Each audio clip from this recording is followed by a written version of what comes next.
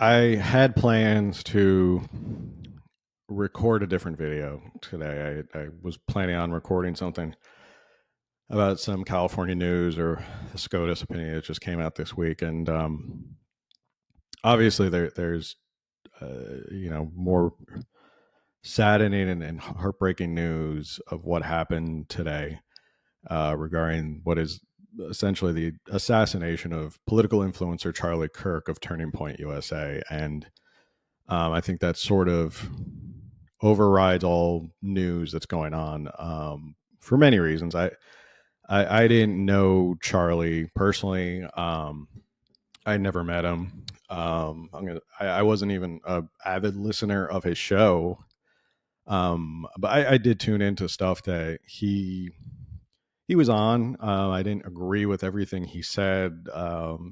Small, slight disagreements about stuff. Um, but other than that, I didn't dislike Charlie Kirk. But I think this hits home for a lot of people for a number of reasons.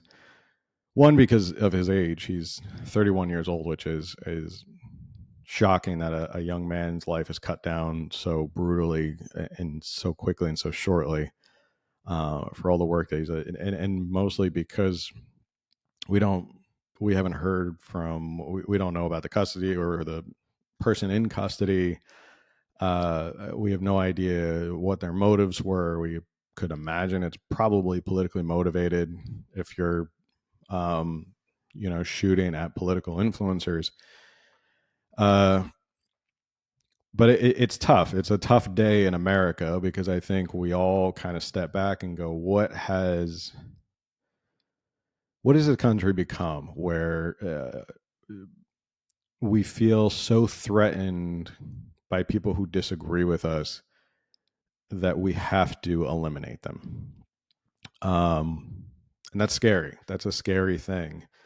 Uh, One thing I think Charlie will definitely be remembered for, one of his legacies, is giving a voice to a lot of people who didn't feel like they had a voice in liberal college campuses. And, as someone went to law school in places where it's very liberal leaning, a lot of people go to colleges, they feel like they're completely outnumbered.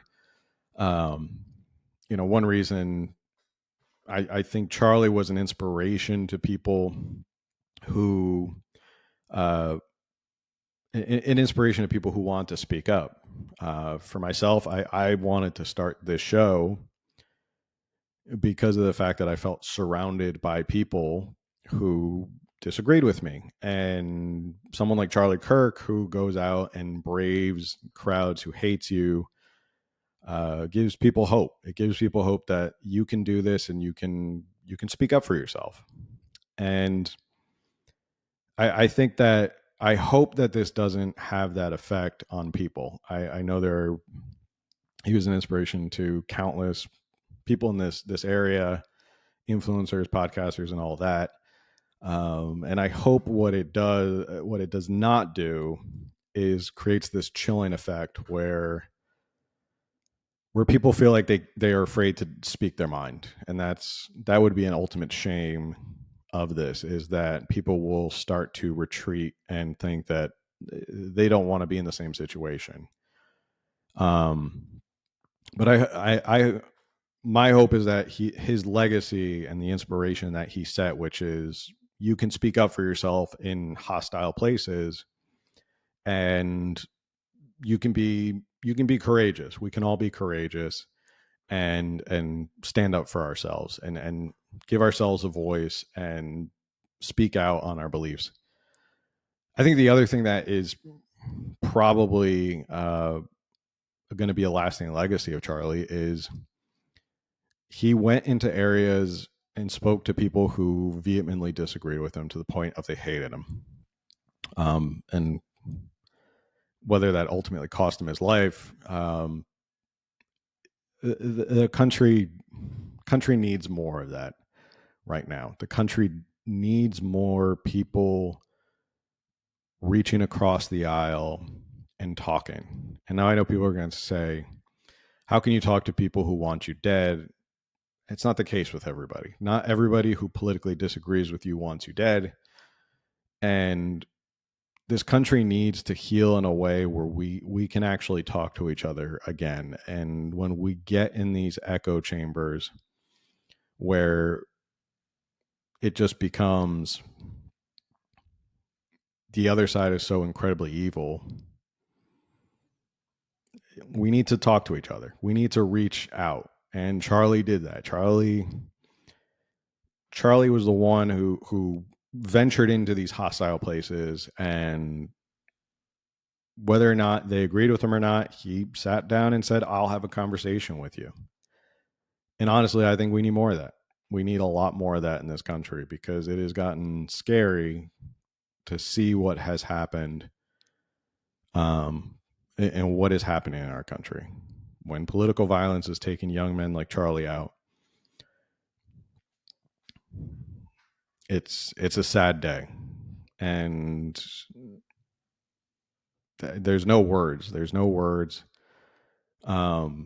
you're a good human, I think whether you disagreed with him or not, if you disagreed with him and you still feel sadness, it is, I don't know, the people who are cheering this on or saying this is great, I don't know what to say about those people. I don't know what to say about people who cheer on death, which is, in my opinion, abhorrent to cheer on death of anybody.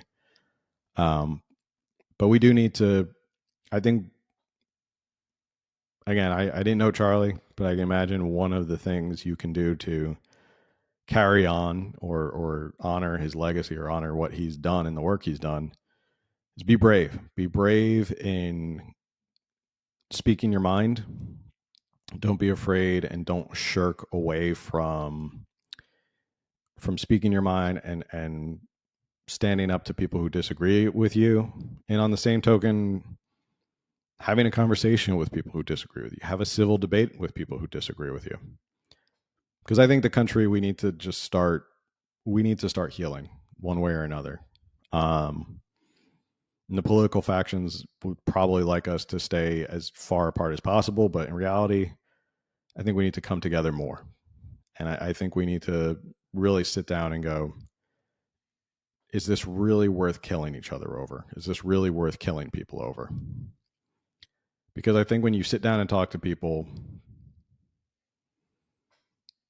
you might find you agree with people a lot more. So, I mean, that was it. Is my thoughts. I don't really know what else to say. It was sort of unscripted. I just wanted to get this off my chest. A really sad day for America, and that's it.